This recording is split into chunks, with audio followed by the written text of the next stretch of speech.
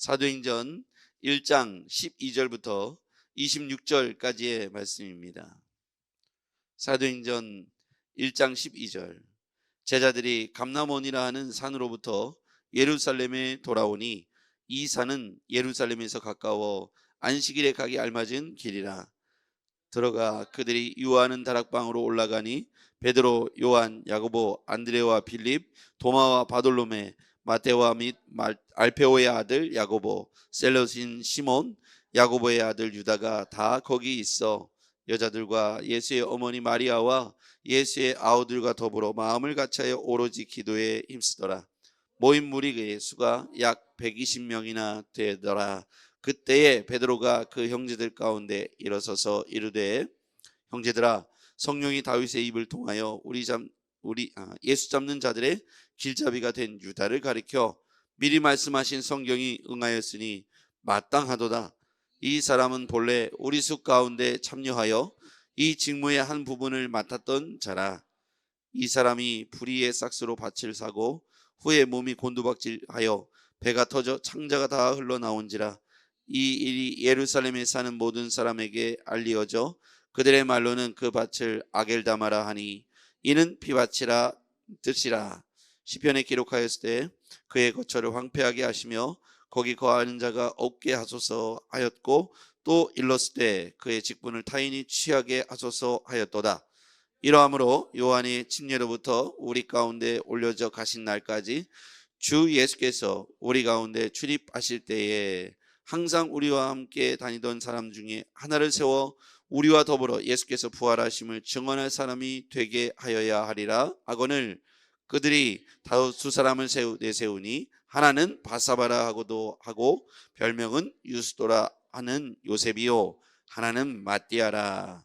그들이 기도하여 이르되, 무사람의 마음을 아시는 주여, 이 두 사람 중에 누가 주님께 택하신 바 되어 봉사와 및 사도의 직무를 대신할 자를 보이시옵소서. 유다는 이 직무를 버리고 제 곳으로 갔나이다 하고 같이요 제비 뽑아 마띠아를 얻으니 그가 11사도의 수에 들어가니라. 아멘. 오늘 이 말씀은 어제에 이어서 사도행전 이제 두 번째 본문이 되겠는데요.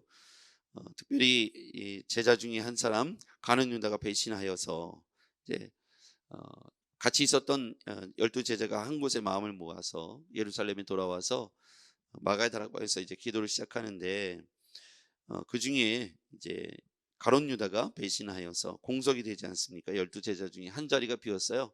그래서 두 사람 중에 한 사람을 또 이제 하나님의 예수 그리스도의 부활을 증언할 제자로 뽑기를 기대했습니다. 그래서 두 사람 중에 한 명 마띠아를 제비 뽑아서 11사도 이후에 12사도가 되게 했다는 것이죠. 오늘 이 내용을 가지고 우리가 함께 보려고 합니다. 자, 먼저는 핵심 단어를 한번 함께 찾겠습니다. 12절 말씀 볼까요? 12절 같이 읽어볼게요. 시작. 제자들이 감람원이라는 산으로부터 예루살렘에 돌아오니 이 산은 예루살렘에서 가까워 안식일 가기에 알맞은 길이라. 감람산에서 이렇게 보면 예루살렘 성이 이렇게 보입니다. 그렇게 멀지 않죠. 이렇게 감람산이라고 해서 막 우리가 생각하는 삐쪽한 산이라기보다는 이렇게 좀 약간 이렇게 돼 있고, 거기에 감람나무가 많이 심겨져 있어요. 그곳에 가면 그 당시에 그곳에 있었을 것 같은 감람나무가 지금도 있습니다. 감람산에서 이렇게 보면 예루살렘 성이 너무 잘 보이죠. 그곳에서 이렇게 내려가는데 글쎄요, 짧게 가면 30분 그 정도의 길입니다. 멀지 않죠. 어쨌거나 감람산에서 예루살렘을 이렇게 다시 들어오죠. 그것은 상징적 의미가 있죠. 예수님께서 예루살렘을 떠나지 말고 라고 말씀하셨어요. 제자들이 예수님이 십자가에 달려 돌아가시자 자신들에게 닥쳐올 고난과 핍박을 두려워해서 모두 다 도망하지 않습니까? 그럼 미리 아셨기 때문에 예루살렘을 떠나지 말고 약속하신 바 성령을 기다리라고 그랬어요. 그래서 그들이 부활을 목격하고 난 이후에는 도망갔다가 감람산 위에서 예루살렘으로 다시 돌아오지요.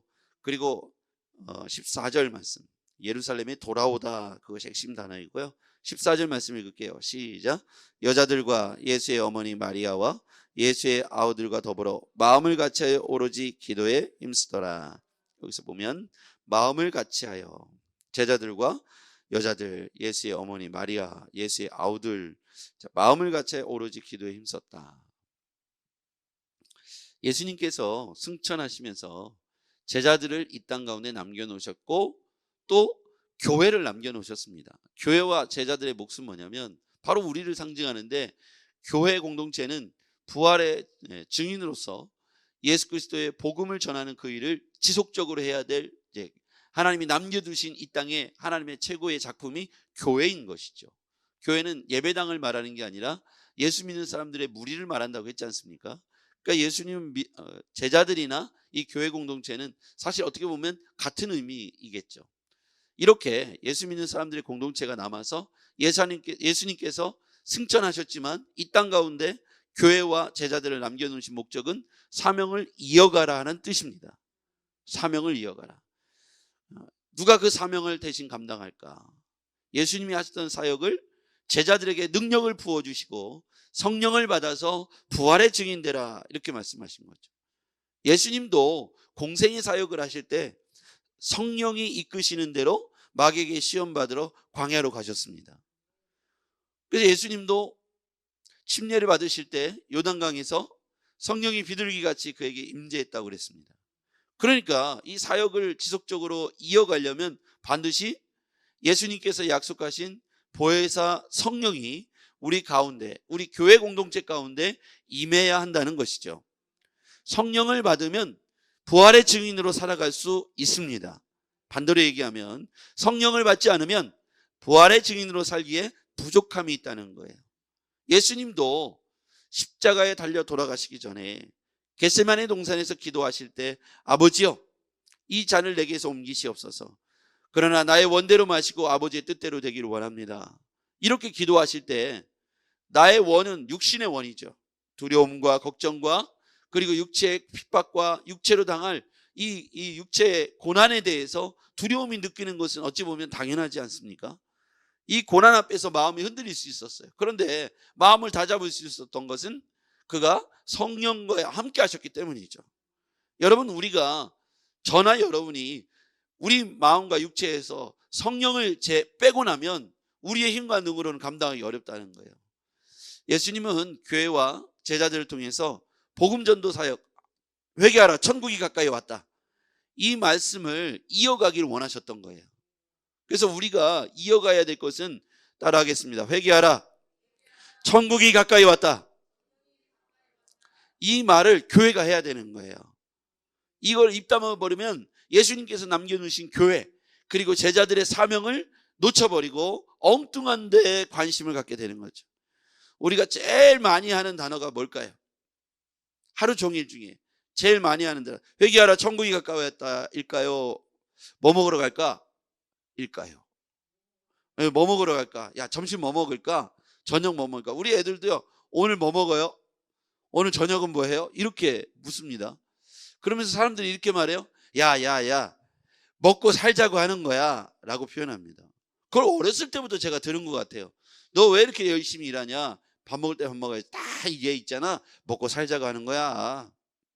우리는 어렸을 때부터 묵시적인 교육이 뭐냐면, 공부를 잘하는 이유도 먹고 살자고 하는 거고요, 열심히 출근하는 이유도 먹고 살자고 하는 거예요. 그래서 우리의 어떤 삶의 가치와 이 열정들을 먹고 사는 것에 낮춰놨어요. 그렇죠? 이게 사단의 관심 아닐까요? 인생이 더 먹고 더 잘 먹고 더 좋은 걸 쓰고 더 잘 살려고 다투고 싸우는 것 아닐까요? 밥그릇 싸움이라는 표현이 왜 나오겠습니까? 먹고 사는 거에 관심이 지대하기 때문이죠. 본능적으로 우리는 어렸을 때부터 우유병을 찾고 먹을 걸 찾고 그렇게 태어났습니다. 그러니까 죽을 때까지 입에 뭐가 들어가야 사는 게 인생이죠. 하루에 3끼를 먹어야 되니까 우리의 지대한 관심은 오늘 뭘 먹을까? 그런 것들에 우리의 관심이 쏠릴 수밖에 없죠. 그러니까 우리의 관심과 우리의 시야를 사탄은 교묘하게 무엇을 먹을까에 관심을 갖게 합니다. 예수님 그거에 대해서 분명한 가르침을 줬죠. 뭘 먹을까? 뭘 마실까? 뭘 입을까? 걱정하지 말라는 거예요. 이는 다 이방인들이 구한다는 거예요. 이방인이라는 표현은 엊그제 제가 설명했죠. 그러니까 지역적 이방인일 수도 있지만 이 이방인은 뭐냐면 믿지 않는 사람들, 하나님이 인생의 주인 되지 않는 사람들을 상징하는 게 이방인이죠. 여러분, 우리가 이스라엘 땅 안에 거한다고 해서 이방인이 아닌 게 아니라, 우리가 믿음 안에, 우리가 교회 안에, 교회를 출석한다고 해서 이방인이 아니라, 우리의 사고 자체가, 우리가 추구하는 방향성이 이방인과 동일하다면 우리가 믿지 않는 사람들과 뭐가 다르겠냐는 것입니다. 우리의 관심사가 1차적으로 밥그릇에 관심이 있다면 우리는 믿지 않는 이방인들과 동일한 생각을 하고 있다는 거예요. 성경이 분명히 예수님께서 이는 다 이방인인 구하는 것이니 라고 했어요. 천부께서 너희에게 있어야 할 것을 아신다고 그랬습니다. 여러분, 우리의 관심은 오늘 예수님께서 예루살렘에 돌아와 마음을 같이하여 사명을 이어가라, 그렇게 말씀하신 거예요. 그래서 유다의 빈자리를 하나님께서 한 사람을 또 택하여서 그 직분을 또 이어가게 하십니다. 그래서 오늘 그 직분을 이어갈 사람을 이렇게 표현하고 있어요. 22절 말씀 또 볼게요. 22절 시작.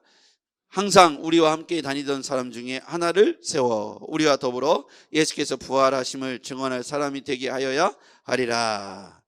예, 여기서 핵심 키워드는요, 세워입니다. 세워. 사람을 세워야 되는 거예요. 근데 어떤 사람이냐면 부활하심을 증언할 사람.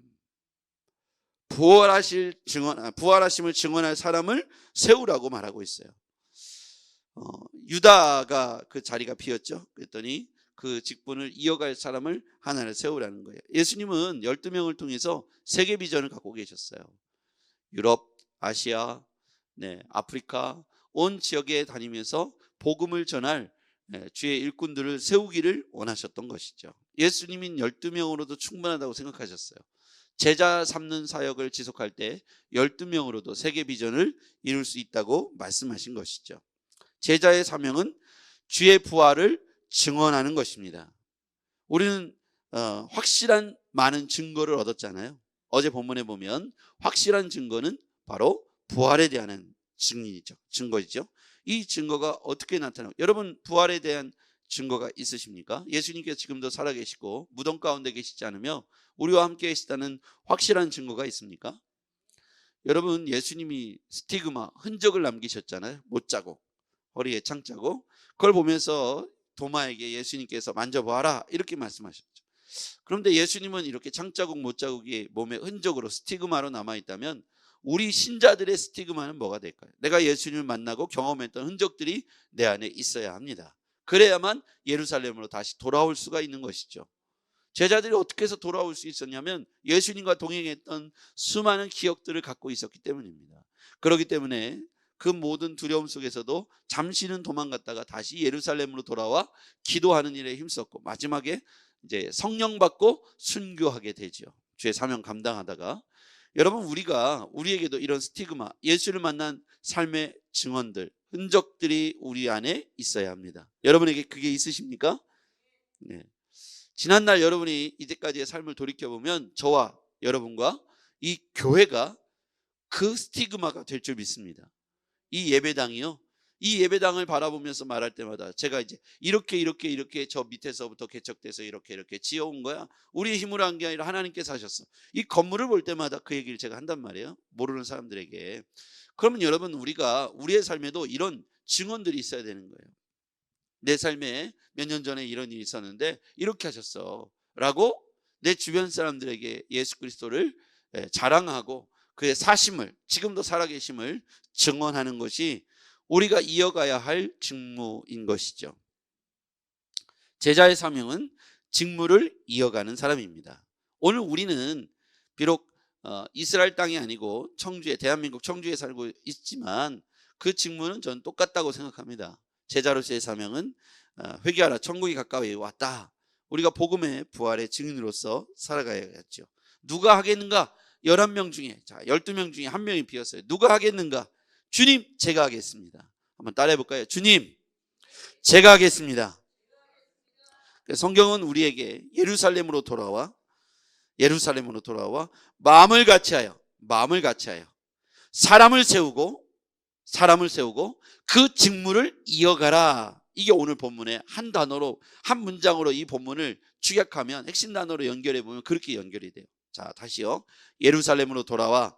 12절에 도로 있죠. 12절에 예루살렘으로 돌아와. 14절에 마음을 같이하여 예루살렘으로 돌아와 14절에 마음을 같이하여 복음의 증인을 세우고 22절 세우고 그 직무를 다하라. 오늘 성경은 25절에 보면 사도의 직무를 대신할 자. 그래서 이렇게 오늘 본문은 우리에게 이 메시지를 주는 거예요. 때때로 유다와 같이 배신하고 떠나는 사람들도 있습니다. 하나님의 말씀 반드시 응하지요. 성경은 반드시 약속의 말씀이니까 응합니다. 오늘 성경에 보면 유다를 가리켜 말씀하신 성경이 응하였다라고 기록되어 있죠. 성경은 이렇게 분명히 응합니다. 우리는 약속의 말씀 붙잡고 우리는 그 직무를 끝까지 오늘도 감당해야 될 줄 믿습니다. 여러분에게 있는 그 직무가 예수님께서 우리에게 이 땅에 맡겨놓고 가신 거예요. 여러분에게 맡겨놓으신 그 직무를 잘 감당하길 바랍니다. 주님이 우리를 부르실 때에 우리가 그 직무를 잘 감당했습니다라고 주님 앞에 가서 보고해야 될 그날이 속히 올 거예요. 그리고 부르신 그날에 우리가 부끄러움이 없기 위하여 오늘 우리에게 맡겨진 교회로서의 사명 그리고 제자로서의 사명을 잘 감당했으면 좋겠습니다. 오늘 주님이 우리를 왜 세우셨을까요? 그 직무를 감당하라고 제자로 세우신 것입니다. 기도하겠습니다. 전능하신 아버지 하나님, 오늘 이 땅 가운데 우리 가운데 부어주신 하나님의 은혜와 그 뜻을 기억해 봅니다. 주여, 주님께서 예루살렘에 돌아와 마음을 같이하여 그들이 함께 성경을 응한 말씀대로 하나님 빈자리 없이 사람을 세우고 직무를 끝까지 복음 전하는 증인으로서 부활의 증인으로서 그 직무를 다 감당했던 제자들과 같이 오늘 주님 마음을 같이하여 예루살렘에 돌아와 그 직무를 우리가 감당할 수 있도록 도와주시옵소서. 제자로서의 사명을 감당하기 원합니다. 각자 맡겨진 자리에서 그 사명을 다 감당할 수 있도록 은혜를 베풀어 주시옵소서. 우리 주 예수 그리스도의 이름으로 기도했습니다. 아멘.